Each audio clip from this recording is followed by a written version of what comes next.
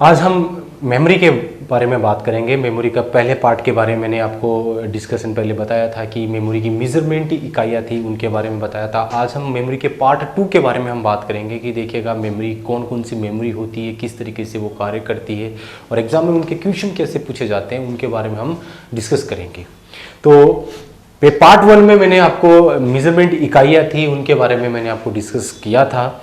वहाँ से कैसे क्वेश्चन पूछे जाते हैं वो मैंने आपको बता दिए थे। आज हम बात करेंगे कि मेमोरी के बारे में, कि मेमोरी कितने प्रकार की होती है, कौन कौन सी होती है, उन सभी के बारे में। तो मेमोरी के बारे में मैंने आपको पहले बता दिया था कि मेमोरी कंप्यूटर सिस्टम की वह इकाई जो डेटा को स्थायी या अस्थायी रूप से स्टोर करने का काम करती है, वो मेमोरी कहलाती है। आगे हम बात करें तो देखिएगा जो पहला पार्ट 1 था उसमें मैंने आपको एक शब्द बताया था जिसका नाम था, एक दो शब्द थे इसमें, था वोलेटाइल और एक होता है नॉन वोलेटाइल। इनके बारे में बता दिया कि वोलेटाइल का मतलब होता है अस्थायी और नॉन वोलेटाइल का मतलब होता है स्थायी। मीन्स वोलेटाइल मतलब नष्ट होने वाली मेमोरी होती है और नॉन वोलेटाइल मतलब नष्ट नहीं होती, स्थायी होती है। इनके बारे में मैंने आपको पहले बता दिया था। इन दो शब्दों को मैंने फिर से क्यों बताया, क्योंकि आगे जो हम मेमोरी के बारे में बात करेंगे वो इन्हीं दो शब्द से ही रिलेटेड है। मेमोरी या तो होगी वोलेटाइल होगी या होगी नॉन वोलेटाइल होगी। अब आगे हम बात करें कि मेमोरी कितने प्रकार की होती है। तो मेमोरी बेसिकली कंप्यूटर सिस्टम में दो कैटेगरियों में डिवाइड की होती है, जिसमें एक तो होती है प्राइमरी मेमोरी और दूसरी होती है सेकेंडरी मेमोरी। मेमोरी दो तरीके की होती है, एक होती है प्राइमरी मेमोरी और एक होती है सेकेंडरी मेमोरी। प्राइमरी मेमोरी और सेकेंडरी मेमोरी। प्राइमरी मेमोरी और सेकेंडरी मेमोरी एग्जाम में कई बार सीधा क्वेश्चन आता है कि मेमोरी कितने प्रकार की, दो प्रकार की होती है, प्राइमरी मेमोरी और सेकेंडरी मेमोरी। अब इन दोनों मेमोरी के बारे में बात करेंगे। सबसे पहले हम बात करें प्राइमरी मेमोरी के बारे में कि प्राइमरी मेमोरी कौन सी होती है, क्या होती है, मतलब क्या होता है इसका, उसके बारे में बात करते हैं। तो प्राइमरी मेमोरी के बारे में आगे में हम बात करने से पहले इसके बारे में बता दूं कि ये जो प्राइमरी मेमोरी होती है इसके और भी कई नाम होते हैं जो एग्जाम में सीधे क्वेश्चन पूछे जाते हैं कई बार इनके, कि प्राइमरी मेमोरी को और किस किस नामों से जाना जाता है। तो प्राइमरी मेमोरी है तो जाहिर सी बात है प्राइमरी है तो इसका एक नाम और होता है प्राथमिक मेमोरी होता है। इसी का एक नाम और होता है, इसे बोलते हैं इंटरनल मेमोरी। इंटरनल मेमोरी मतलब होता है आंतरिक मेमोरी होता है। इसको इंटरनल मेमोरी क्यों कहते हैं, क्योंकि ये कंप्यूटर के इंटरनल पार्ट में लगी होती है। कंप्यूटर का इंटरनल पार्ट होता है आपका कैबिनेट, सीपीयू कैबिनेट होता है, उस कैबिनेट के अंदर आपकी ये लगी होती है। आपका कैबिनेट के अंदर आपका मदरबोर्ड होता है, उस मदरबोर्ड के अंदर ये फैब्रिकेट रहती है, जुड़ी होती है, इसलिए इनको इंटरनल मेमोरी के नाम से जाना जाता है। तो प्राइमरी मेमोरी होती है आपकी प्राथमिक मेमोरी बोल दो, इंटरनल मेमोरी बोल दो, या आंतरिक मेमोरी के नाम से भी इसको जाना जाता है। ठीक है, अब आगे बात करें तो देखिएगा कि प्राइमरी मेमोरी कौन सी होती है। तो बेसिकली प्राइमरी मेमोरी के अंदर दो मेमोरी आती है, जिसके अंदर एक तो होता है आपका रैम और एक होती है आपकी रोम। एक होती है रैम और एक होती है रोम होती है। रैम के बारे में बात करें तो देखिएगा कि सबसे पहले हम बात करें रैम की फुल फॉर्म क्या होती है। कई बार तो एग्जाम में सीधा क्वेश्चन आ जाता है कि रैम की फुल फॉर्म क्या होती है। तो रैम की फुल फॉर्म होती है आपकी रैंडम एक्सेस मेमोरी। रैम की फुल फॉर्म होती है रैंडम एक्सेस मेमोरी होती है। अब मैंने आपको बताया था कि दो शब्द होते हैं, एक तो होता है वोलेटाइल और एक होता है नॉन वोलेटाइल। मेमोरी या तो होती है वोलेटाइल या होती है नॉन वोलेटाइल। रैम होती है वो वोलेटाइल नेचर की होती है, यानी रैम क्या होती है, एक वोलेटाइल नेचर होती है। वोलेटाइल का मतलब मैंने बताया था स्थायी होता है, जिसके अंदर जब तक इलेक्ट्रिसिटी रहती है तब तक इसमें डेटा रहता है, परंतु इलेक्ट्रिसिटी ना रहने पर डेटा नहीं रहता है। इसलिए रैम को हम अस्थायी मेमोरी के नाम से भी जाना जाता है। यानी रैम रैंडम एक्सेस मेमोरी होती है, वो एक वोलेटाइल प्रकृति की होती है, यानी यथार्थ ये डेटा को अस्थायी रूप से स्टोर करने का काम करती है। यानी जब तक इसमें इलेक्ट्रिसिटी रहती है तब तक इसमें डेटा रहता है, परंतु इलेक्ट्रिसिटी ना रहने पर डेटा नहीं रहता है, इसलिए इसको अस्थायी मेमोरी के नाम से जाना जाता है। रैम के बारे में बात करें तो देखिएगा कि रैम से बहुत से क्वेश्चन बनते हैं एग्जाम के अंदर कि रैम के टाइप्स पूछ लिए जाते हैं, रैम की नेचर्स के बारे में पूछा जाता है। रैम के बारे में क्वेश्चन इसलिए इंपॉर्टेंट बन जाता है क्योंकि रैम कंप्यूटर में बहुत ही इंपॉर्टेंट मेमोरी होती है, बहुत ही क्रूशियल मेमोरी होती है।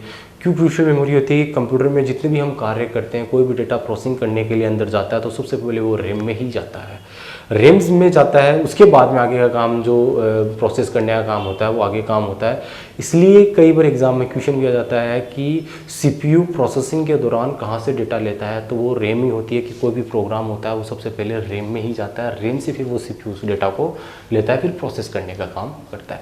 इसलिए रैम हमारी लिए बड़ी इंपॉर्टेंट होती है।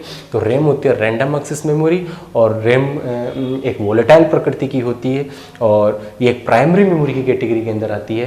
प्राइमरी मेमोरी में मैंने दो मेमोरी बताई, एक तो रैम होता है और एक रोम होती है।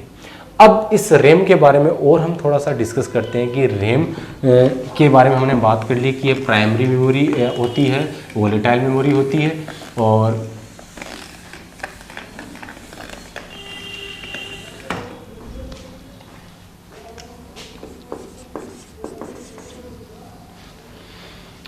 रैम के बारे में देखिए फुल फॉर्म मैंने आपको बता दी, एग्जाम में किस प्रकार से क्वेश्चन पूछे जाते हैं वो मैंने बताया आपको। और इससे एग्जाम में क्वेश्चन पूछे जाते हैं, वो किस तरीके के क्वेश्चन पूछे जाते हैं। देखिएगा एक क्वेश्चन ये आता है कि रैम के टाइप्स कौन कौन से होते हैं। तो बेसिकली रैम के टाइप्स होते हैं आपके दो, इसमें एक तो आता है आपका एस रैम और एक आता है आपका डी रैम। एक होता है एस रैम और एक होता है डी रैम होता है। एस रैम को बोलते हैं हम स्टैटिक रैम और डी रैम को बोलते हैं हम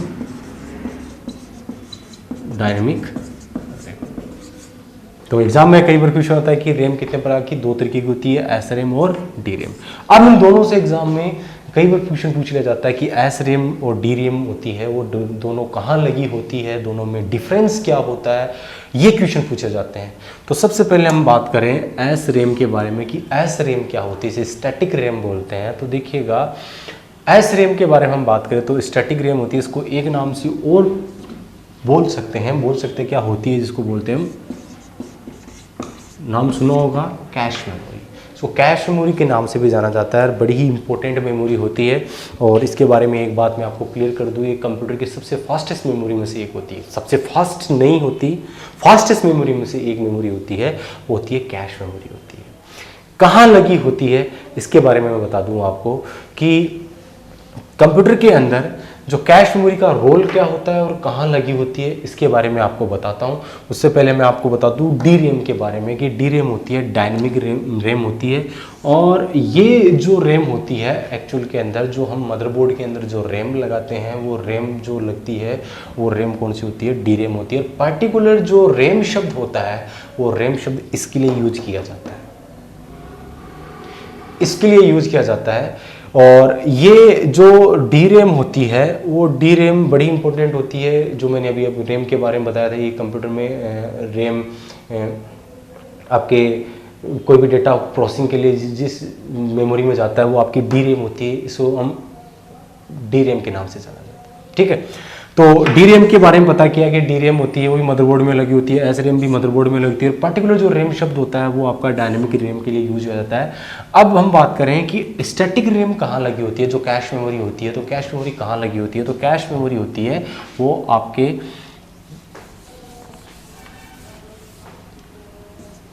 सीपीयू और RAM.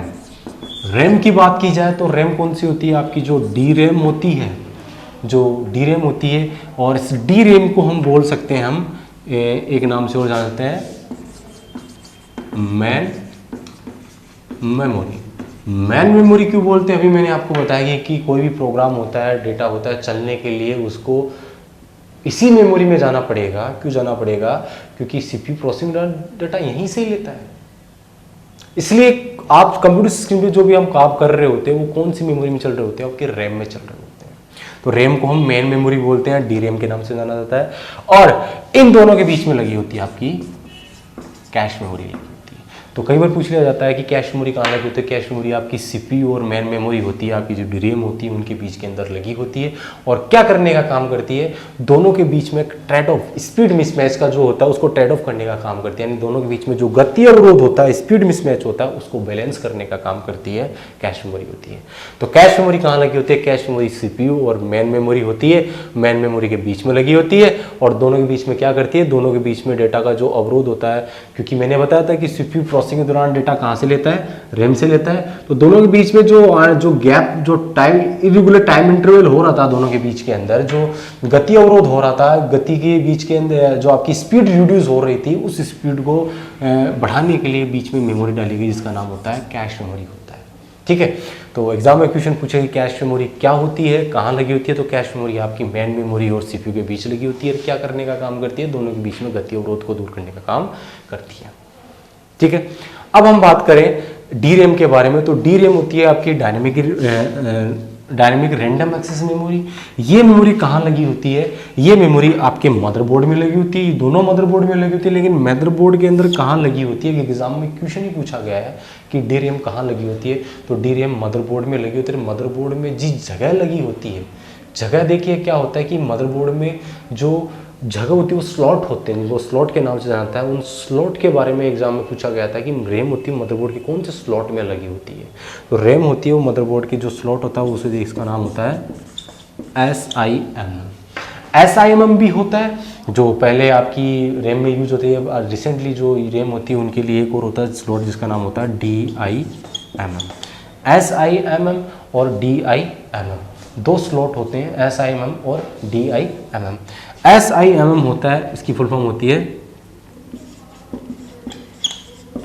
Single inline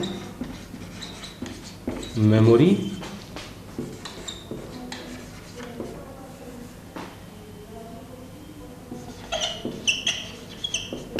single inline memory module. SIM की फुल फॉर्म होती है सिंगल इनलाइन मेमोरी मॉड्यूल, और डिम का मतलब होता है ड्यूल इनलाइन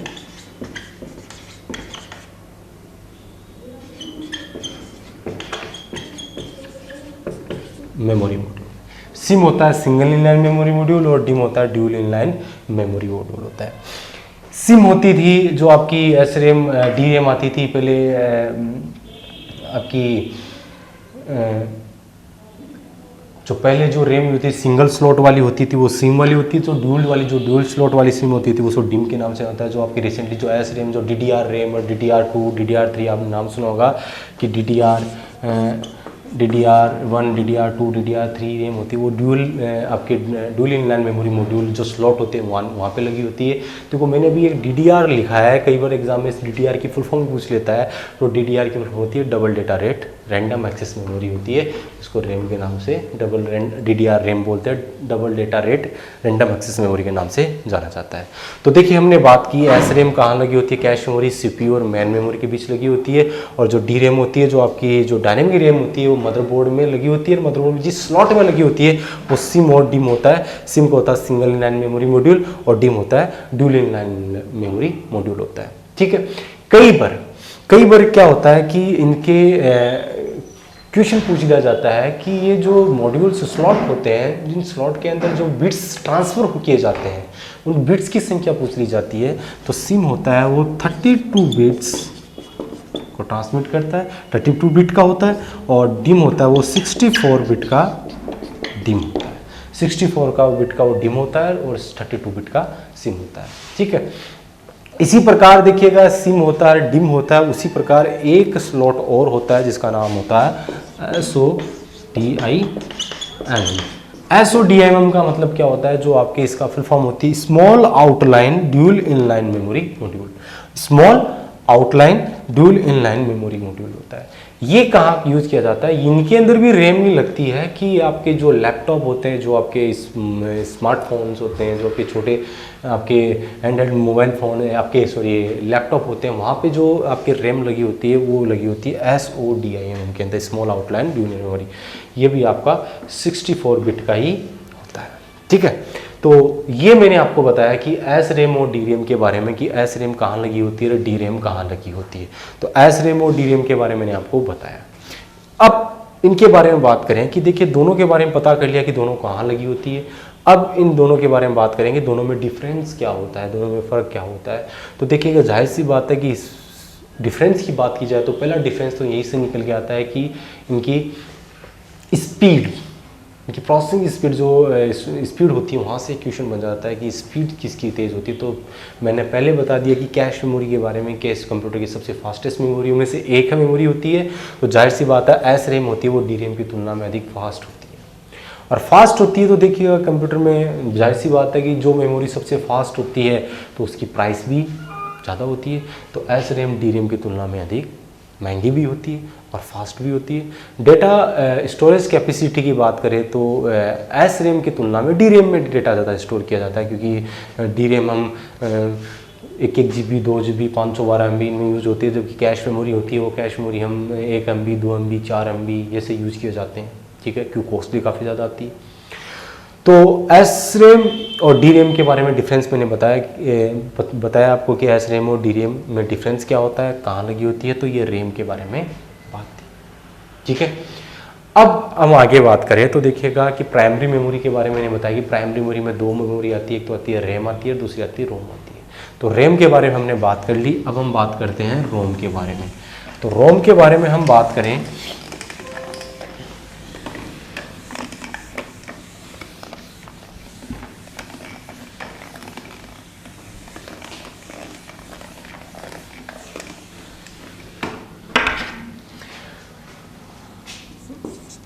रोम के बारे में बात करें तो रोम के बारे में पहला क्वेश्चन तो यही पूछ लिया जाता है कि रोम की फुल फॉर्म क्या होती है। तो रोम को बोलते हैं हम रीड ओनली मेमोरी। नाम से ही पता चलता है रीड ओनली मेमोरी, यानी इसमें केवल रीड ही किया जाता है, रीड ओनली, केवल रीड ही किया जाता है। इसमें डेटा एडिट नहीं किया, रीड कर सकते हैं मगर राइट नहीं कर सकते। तो कई बार क्वेश्चन पूछा जाता है कि रोम होती है उसको रीड ओनली मेमोरी बोलते हैं, और रीड ओनली मेमोरी होते हैं तो इसमें हम डेटा को रीड कर सकते हैं। डेटा को रीड कर सकते हैं तो इसमें जाहिर सी बात है कि इसमें डेटा पहले से फीड किए होते हैं, तभी हम उसको रीड कर पाते हैं। हम राइट तो कर नहीं सकते, तो राइट नहीं कर सकते तो इसमें डेटा पहले से फीड किए होते हैं। तो कई बार एग्जाम में क्वेश्चन पूछ लिया जाता है कि रोम में लिखे जाने वाले प्रोग्राम को क्या कहते हैं। तो रोम में लिखे जाने वाले प्रोग्राम को क्या कहते हैं, तो बहुत बार एग्जाम में क्वेश्चन पूछा जाता है, जैसे बोलते हैं हम फ्रॉमवेयर के नाम से जाना जाता है। कई बार आ जाता है एग्जाम में कि रोम में लिखे जाने वाले प्रोग्राम को क्या बोलते हैं, तो उनको फ्रॉमवेयर के नाम से जाना जाता है, ठीक है। तो रोम के बारे में हमने बात की। रोम होती है रीड ओनली मेमोरी होती है। रोम में लिखे जाने वाले प्रोग्राम को हम फ्रॉमवेयर कहते हैं, कि रोम को हम रीड ओनली कर सकते हैं। आगे हम बात करें तो देखिएगा, मैंने अब आपको मेमोरी स्टार्ट करने से पहले बता दिया कि 2 शब्द होते हैं, एक तो होता है वोलेटाइल होता है, एक होता है नॉन वोलेटाइल होता है। रैम के बारे में हमने बात की, रैम होती है वोलेटाइल होती है। अब रोम के बारे में बात करें तो रोम होती है नॉन वोलेटाइल।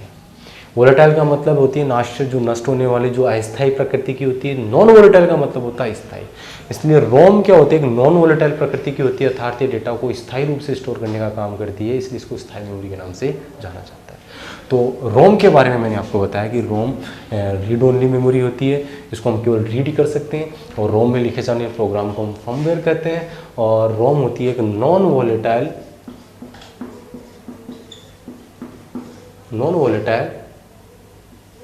नेचर की होती है, यानी स्थायी प्रकृति की मेमोरी होती है। अब आगे हम बात करें कि इस रोम के बारे में, तो देखिए रोम के बारे में, देखिए रैम के मैंने टाइप्स बताए थे, उसी प्रकार अब रोम के टाइप्स भी होते हैं। तो रोम के टाइप्स कौन कौन से होते हैं, तो बेसिकली रोम के टाइप्स होते हैं, इसमें एक तो आता है आपका पी रोम आता है, एक आता है आपका ईपी रोम आता है, एक आता है आपका डबल ईपी रोम आता है। रोम 3 तरीके की रोम होती है, एक तो होती है पी रोम होती है, ईपी रोम होती है, और एक होती है डबल ईपी रोम होती है। फुल फॉर्म कई बार पूछ लिया जाता है एग्जाम में कि पी रोम होती है, इसे बोलते हैं हम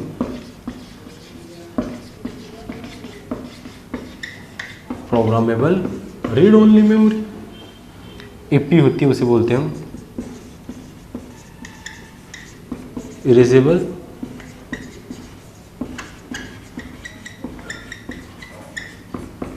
programmable read only memory. Double EP होती है, इसे बोलते हैं हम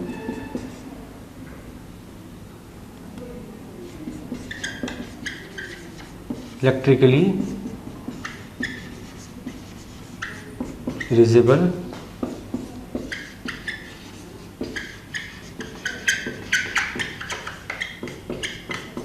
प्रोग्रामेबल, रीड ओनली। ये रोम के टाइप्स मैंने आपको बताया, जिसमें पी रोम, ईपी रोम और डबल ईपी रोम, तीनों की फुल फॉर्म के बारे में बताया कि एग्ज़ाम में क्वेश्चंस पूछ लिए जाते हैं, फुल फॉर्म से पूछ लिए जाते हैं। और इन तीनों रोम में डिफरेंस क्या होता है, इनके एग्ज़ाम में और भी बहुत से क्वेश्चन बनते हैं रोम के बारे में, तो उनके बारे में हम आगे की क्लास में बात करेंगे। आज के लिए इतना ही। जय श्री राम।